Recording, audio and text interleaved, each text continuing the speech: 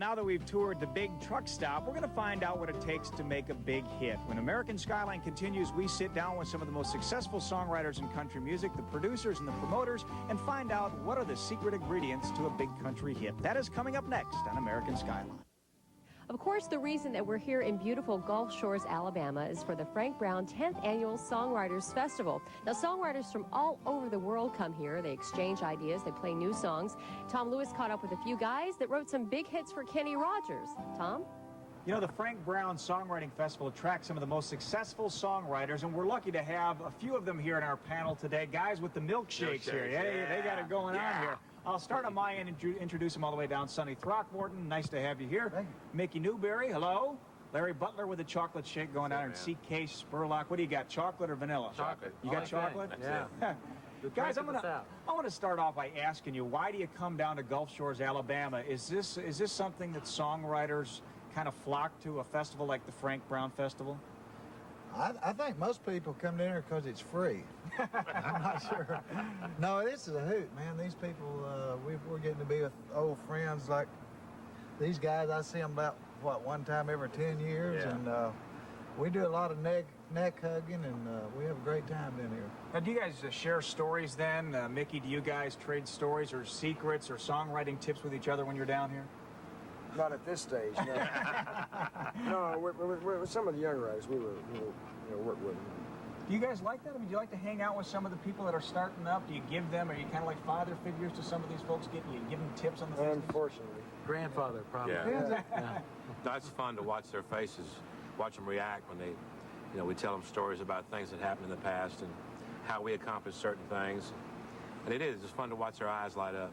Now, why do you guys come down here to Gulf Shores to the Frank Brown Songwriting Festival? Is this something that keeps you in touch with each other? You can share trade secrets in songwriting?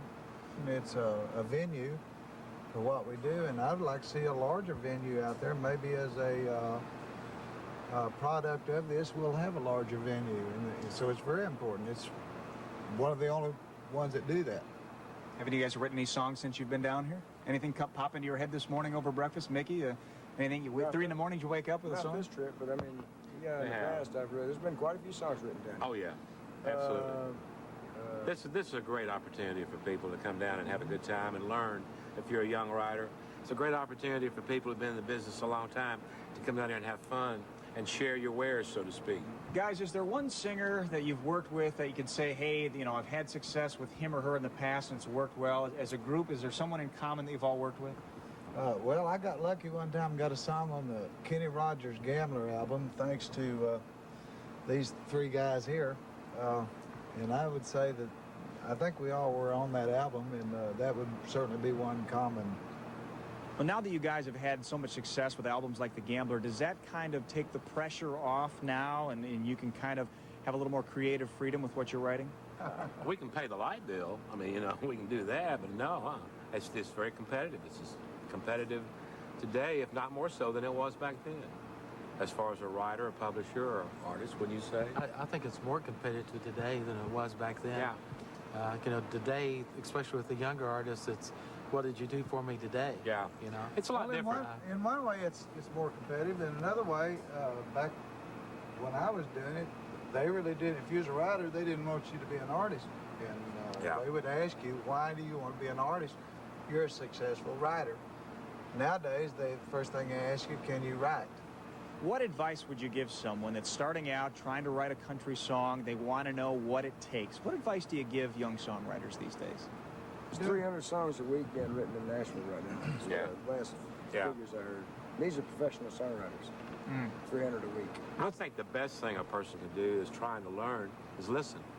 Is go buy the #1 song, buy the #1 CD or the record, whatever it is. Take it home, get a legal pad and a pencil, play it, write the words down on a pad like this. And when you get through and you've written every word, you have just written a #1 song. I mean, and I'm serious. You do this over and over again, and it's surprising how that'll start taking effect. Sonny, Mickey, Larry, C.K., thank you very much for coming down here. Enjoy the shakes. Thank you. Have fun tonight. All right. Thank you so much. Don't go away. We'll have much, much more from beautiful Gulf Shores, Alabama and the Songwriters Festival here. And also, when we return, we'll pay a visit to Brooks and Dunn and find out about their love of Southwestern art when American Skyline continues.